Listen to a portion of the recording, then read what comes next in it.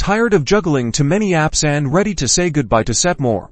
Let's get your account permanently deleted in under 2 minutes. First, navigate to your Setmore dashboard. Look for the settings icon. It's usually located on the left-hand side menu. Click on it to open your account settings. Within the settings menu, find Account and Billing. This section houses all the details related to your account subscription and management. Click on Account and Billing to proceed.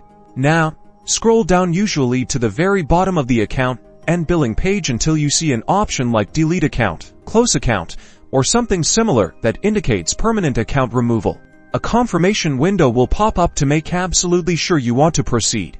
You'll likely need to acknowledge that you understand the implications of deleting your account, such as data loss.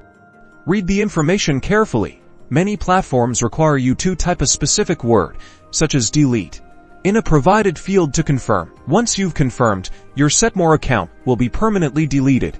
You might be redirected to the Setmore homepage or see a confirmation message, and that's it. You've successfully deleted your Setmore account and ensured your data is removed.